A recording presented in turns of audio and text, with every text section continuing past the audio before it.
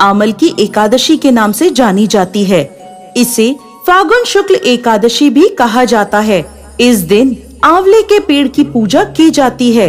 ऐसा माना जाता है कि एकादशी के दिन आंवले के पेड़ में भगवान विष्णु का वास होता है। इस अवसर पर देवी लक्ष्मी की भी पूजा की जाती है।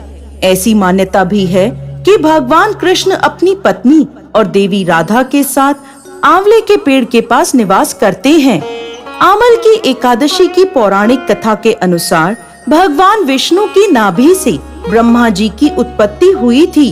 उत्पन्न होने के बाद ब्रह्मा जी के मन में जिज्ञासा हुई कि वह कौन है, उनकी उत्पत्ति कैसे हुई। इस प्रश्न का उत्तर जानने के लिए ब्रह्मा जी पर ब्रह्म की तपस्या करने लगे। ब्रह्मा जी की तपस्या से प्रसन्न होकर भगवान विष्णु ने ब्रह्मा जी को दर्शन दिए। विष्णु जी को सामने देखते ही ब्रह्मा जी की आंखों से आंसुओं की धारा बहने लगी। ब्रह्मा जी के आंसू भगवान विष्णु के चरणों पर गिरने लगे और उनके आंसुओं से आमल की यानी आंवले का वृक्ष उत्पन्न हुआ। भगवान विष्णु ने ब्रह्मा जी से कहा कि आपके आंसुओं से उत्पन्न यह आंवले का वृक्ष और फल मुझे अति प्रिय रहेंगे।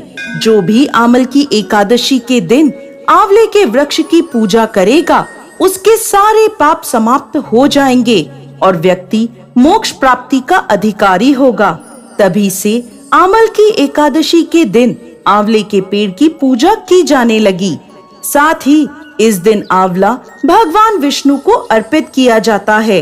इतना ही नहीं, इस दिन खुद भी आंवला ग्रहण करना बेहद फायदेमंद होता है। आमल की एकादशी की इस कथा के संदर्भ में एक राजा की कथा का उल्लेख मिलता है, जो पूर्व जन्म में एक शिकारी था। एक बार आमल की एकादशी के दिन जब सभी लोग मंदिर में एकादशी का व्रत करके भजन और पूजन कर रहे थे, तब मंदिर में चोरी के उद्देश्य से वह मंदिर के बाहर छुपकर बैठा था। मंदिर में चल रही पूजा अर्चना देखते हुए वो लोगों के जाने का इंतजार कर रहा था। अगले दिन सुबह हो जाने पर शिकारी घर चला गया। इस तरह अनजाने में शिकारी से आमल की एकादशी का व्रत हो गया। कुछ समय बाद शिकारी की मृत्यु हुई और उसका जन्म राज परिवार में हुआ। यही कारण है कि सभी एकादशियों में आमल की एकादशी का विशेष महत्व है।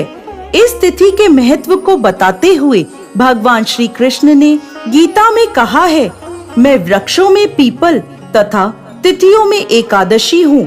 एकादशी तिथि मनुष्यों के लिए कल्याणकारी है।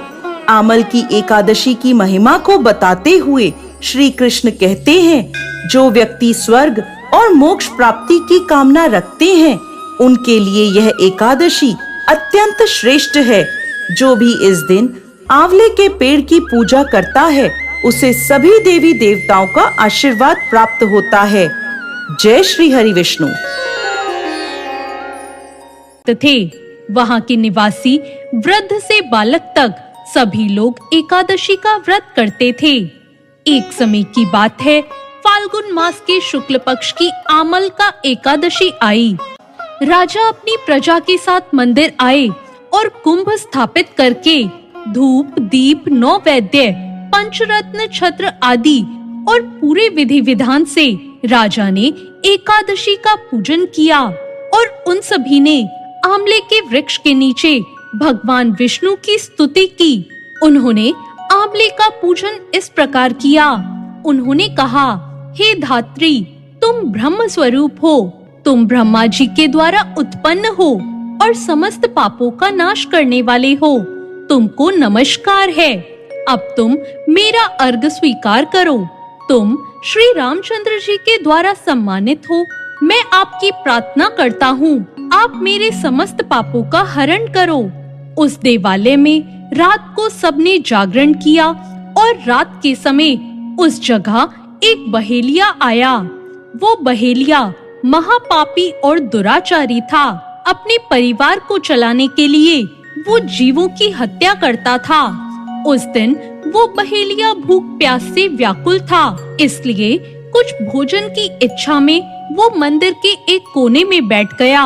मंदिर में भगवान विष्णु की कथा और एकादशी महात्म सुनने लगा। इस प्रकार उस बहेलिये ने अपनी पूरी रात अन्य लोगों के साथ जागरण करने में व्यतीत कर दी और प्रातःकाल होते ही सभी लोग अपने घर आ गए।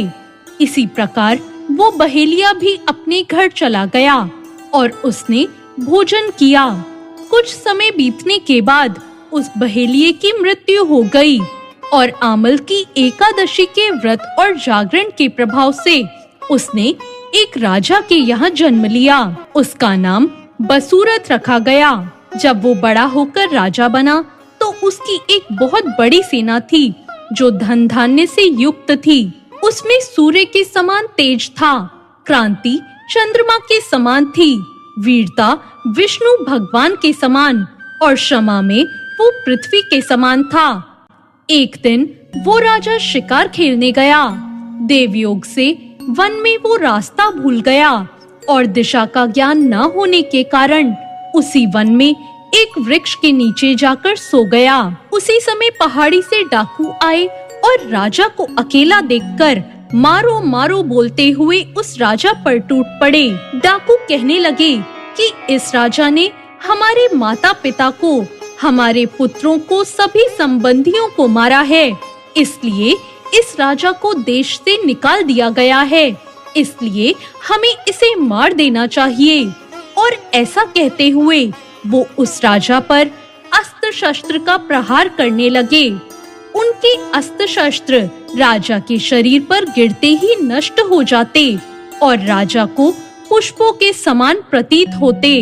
उन डाकुओं के सभी अस्त्रों का उन पर उल्टा प्रहार होने लगा, जिससे वो सभी मूर्छित हो गए। और उसी समय राजा के शरीर से एक दिव्य देवी प्रकट हुई। वो देवी बहुत ही सुंदर थी और सुंदर वस्त्रों और आभूषणों से अलंकृत थी और उन देवी की आंखों से लाल लाल अग्नि निकल रही थी। और फिर वो देवी उन डाकुओं को मारने दौड़ी और उन्होंने समस्त डाकुओं को मार दिया। जब राजा जगा और उन डाकुओं को मरा हुआ देखकर सोचने लगा कि इन शत्रुओं को किसने मारा है, इस वन में कौन मेरा हितैषी रहता है।